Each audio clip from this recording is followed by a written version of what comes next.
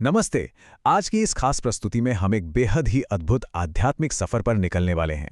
नीम करौली बाबा ने एक बार कहा था कि अगर इंसान अपनी मृत्यु के समय एक आम खाने की इच्छा भी रखता है तो वो एक कीड़े के रूप में दोबारा जन्म लेगा, और अगर अगली सांस की भी इच्छा रखेगा तो उसका पुनर्जन्म तय है। ये एक ऐसी गहरी आध्यात्मिक सोच है जो सीधे दिल पर वार करती है। चलिए, इसी विचार के साथ थोड़ी और गहराई में चलते हैं और एक ऐसे संत के बारे में जानते हैं जिनका प्रभाव आज भी पूरी दुनिया पर पूरी ताकत से कायम है। अब जरा इस कमाल के विरोधाभास पर गौर कीजिए। एक तरफ हमारे पास एक ऐसे संत हैं जिन्होंने अपना पूरा जीवन बेहद सादगी में बिताया, शरीर पर बस एक साधारण सा कंबल और सुख सुविधाओं से कोसों दूर।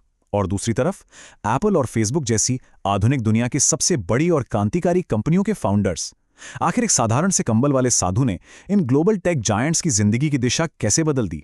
ये कहानी सिर्फ चमत्कारों की नहीं है, बल्कि उस गहरी आध्यात्मिक शक्ति की है जिसने आधुनिक दुनिया के सबसे बड़े विचारकों को भीतर तक झकझोर दिया। तो आज के इस एक्सप्लेनर में हम क्या क्या कवर करने वाले हैं? हम शुरुआत करेंगे उनके उस ग्लोबल प्रभाव से जिसकी किसी ने उम्मीद नहीं की थी। फिर एक आम लड़के से घुमक्कड़ साधु बनने का उनका सफर देखेंगे। उसके बाद जानेंगे कि कैसे वो नीम करौली बाबा बने। उनके कुछ मशहूर चमत्कारों की बात करेंगे, पूर्व और पश्चिम के उनके अद्भुत कनेक्शन को समझेंगे, और अंत में उनकी उस आध्यात्मिक विरासत पर बात करेंगे जो आज भी जिंदा है। चलिए, सबसे पहले बात करते हैं उनके उस ग्लोबल इन्फ्लुएंस की जो वाकई में हैरान कर देने वाला है। ये लिस्ट सुनेंगे तो आप सच में दंग रह जाएंगे। एप्पल के फाउंडर स्टीव जॉब्स शांति की तलाश में खुद भारत आए थे ताकि बाबा के सानिध्य में रह सके। और जब फेसबुक के सीईओ मार्क जुकरबर्ग अपने करियर के सबसे मुश्किल दौर से गुजर रहे थे तो स्टीव जॉब्स की ही सलाह पर उन्होंने कैंची धाम आश्रम की यात्रा की थी। हॉलीवुड स्टार जूलिया रॉबर्ट्स ने तो बस बाबा की एक तस्वीर देखकर अपनी पूरी जिंदगी का नजरिया ही बदल लिया। और हार्वर्ड के प्रोफेसर रिचर्ड एल्पर्ट, उनका तो पूरा जीवन और काम ही इस मुलाकात के बाद पलट गया। ये दिखाता है कि सच्ची आध्यात्मिक ऊर्जा की सच में कोई बाउंड्री नहीं होती। लेकिन क्या वो हमेशा से ही दुनिया भर में पूजे जाने वाले संत थे? बिल्कुल नहीं। आइए समय में थोड़ा पीछे चलते हैं। उनका जन्म एक बहुत ही साधारण से परिवार में हुआ था। उनके पिता का नाम दुर्गा प्रसाद शर्मा था और उन्होंने बाबा का नाम रखा था लक्ष्मी नारायण शर्मा। उनके शुरुआती जीवन को देखकर कोई अंदाजा भी नहीं लगा सकता था कि आगे चलकर ये आम सा दिखने वाला लड़का दुनिया के लिए इतनी बड़ी मिसाल बन जाएगा। ये एक बेहद ही सामान्य शुरुआत थी। लेकिन बदलाव की शुरुआत बहुत जल्दी हो गई। महज 17 साल की उम्र में उन्हें ज्ञान की प्राप्ति हुई और उन्होंने अपना घर छोड़ दिया। इसके बाद का उनका पूरा समय भगवान हनुमान की गहरी भक्ति में डूबा रहा। वो उत्तर भारत में एक साधु की तरह भटकते रहे। अपने जीवन के अगले पड़ाव में जब उन्होंने गुजरात में कड़ी तपस्या की तो वहां के लोग उन्हें प्यार से तलैया बाबा कहने लगे। ये यात्रा उनकी आध्यात्मिक ताकत की एक बहुत मजबूत नींव थी। अब आते हैं उस सबसे दिलचस्प कहानी पर जिसे पूरी दुनिया उन्हें आज नीम करौली बाबा के नाम से जानती है। ये वाकया तो किसी फिल्म के सीन जैसा लगता है। एक बार बाबा बिना टिकट के ट्रेन के फर्स्ट क्लास डिब्बे में सफर कर रहे थे। टिकट न होने की वजह से उन्हें अगले स्टेशन यानी नीम करौली स्टेशन पर ट्रेन से उतार दिया गया। बाबा चुपचाप ट्रेन से उतरे और थोड़ी दूर जाकर जमीन पर बैठ गए। लेकिन इसके बाद जो हुआ वो हैरान करने वाला था। ट्रेन अपनी जगह से 1 इंच भी नहीं हिली। इंजन की हर तरह की जांच कर ली गई पर कोई फायदा नहीं। आखिर में स्थानीय मजिस्ट्रेट के कहने पर अधिकारियों ने बाबा से माफी मांगी और पूरे सम्मान के साथ उन्हें वापस ट्रेन में बिठाया। और यकीन मानिए, उनके बैठते ही ट्रेन तुरंत चल पड़ी। बस इसी घटना के बाद से उन्हें नीम करौली बाबा कहा जाने लगा। और सिर्फ ट्रेन ही नहीं, मशहूर कैंची धाम की खोज भी बिल्कुल ऐसी ही अचरज भरी है। एक बार बाबा ने घाटी के पास पूरण नाम के एक अनजान व्यक्ति को रोक के कहा कि वो उसे पिछले कई जन्मों से जानते हैं। फिर उन्होंने स्थानीय लोगों से खास जगह पर जंगल में खुदाई करने को कहा। जब खुदाई हुई तो पत्थरों के नीचे एक गुफा मिली जिसमें एक बिल्कुल ताजा अग्निकुंड था और एक चिमटा रखा हुआ था। क्योंकि वहां पहुंचने वाले रास्ते में कैंची की तरह 2 तीखे मोड़ आते हैं, इसलिए उस जगह का नाम कैंची धाम पड़ गया। अब जब इतनी असाधारण घटनाएं हो ही रही थीं, तो चलिए उनके जीवन से जुड़े कुछ और मशहूर चमत्कारों पर बात करते हैं।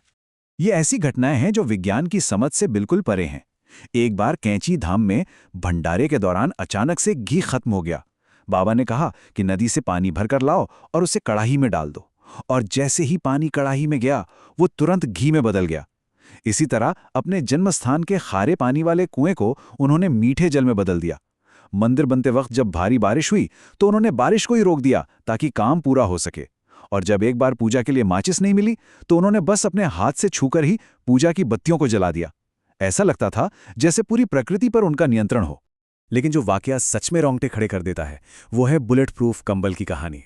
फतेहगढ़ में बाबा एक गरीब बुजुर्ग दंपत्ति के घर रुके थे और रात भर उनका दिया एक पुराना कंबल ओढ़कर ऐसे कराह रहे थे जैसे कोई उन्हें बुरी तरह पीट रहा हो।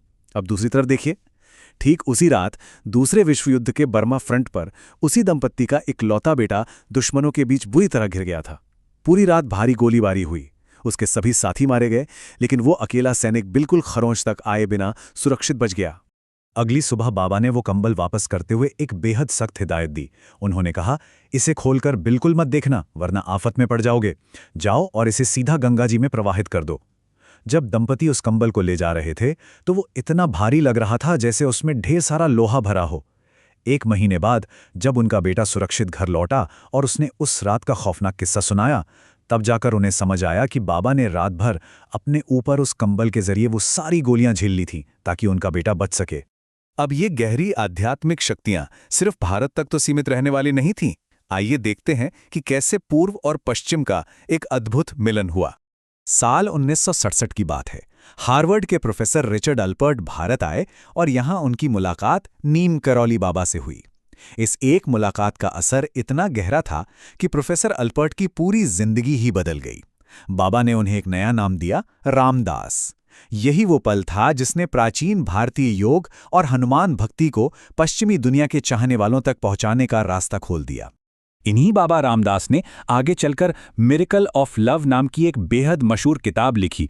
यही वो किताब है जिसने पश्चिमी दुनिया को पहली बार नीम करौली बाबा के चमत्कारों, उनके बेइंतहा प्यार और उनकी आध्यात्मिक गहराई से रूबरू कराया। जो कहानियां हमने अभी सुनी वो सब इस किताब में दर्ज हैं और इन्होंने हजारों लाखों लोगों को एक नई राह दिखाई है। हम इस प्रस्तुति के आखिरी पड़ाव पर आ गए हैं जहां हम उनकी उस स्थायी आध्यात्मिक विरासत को समझेंगे जो आज भी मौजूद है। 11 सितंबर 1973 को वृंदावन में बाबा का स्वास्थ्य अचानक बिगड़ गया। अस्पताल में डॉक्टरों ने उन्हें ऑक्सीजन मास्क लगाने की बहुत कोशिश की, लेकिन उन्होंने साफ मना कर दिया। उन्होंने अपने भक्तों से कहा कि उनके जाने का समय आ गया है।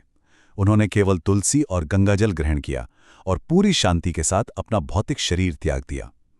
उन्होंने दुनिया को दिखा दिया कि मृत्यु से डरना नहीं है, बल्कि उसे पूरे होश और अपनी शर्तों पर अपनाना है। बाबा अपने पीछे एक बहुत बड़ी भौतिक विरासत भी छोड़ गए और वो नंबर है 108।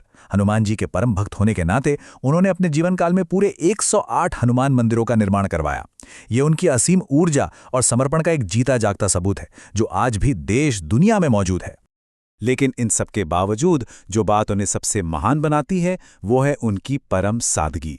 वो एक ऐसे संत थे जिनके पास असीमित शक्तियां बताई जाती थीं, लेकिन उन्होंने कभी किसी को अपने पैर नहीं छूने दिए। वो हमेशा एक साधारण सी चारपाई पर सोते थे और सिर्फ एक मामूली सा कंबल ओढ़ते थे।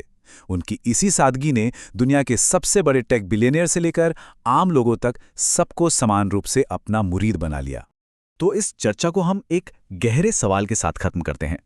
अगर एक साधारण से कंबल में लिपटा हुआ घुमक्कड़ साधु दुनिया के सबसे बड़े टेक अरबपतियों और ग्लोबल स्पिरिचुअल गुरुओं की जिंदगी की दिशा को इस तरह से बदल सकता है, तो जरा सोचिए उनकी उन सादी सी शिक्षाओं में अभी भी ऐसा कौन सा अनछुआ ज्ञान छिपा है जो आज हमारी भागदौड़ भरी जिंदगी को एक नई राह दिखा सकता है। ये वाकई सोचने वाली बात है। आज की इस प्रस्तुति में हमारे साथ जुड़ने के लिए बहुत बहुत धन्यवाद।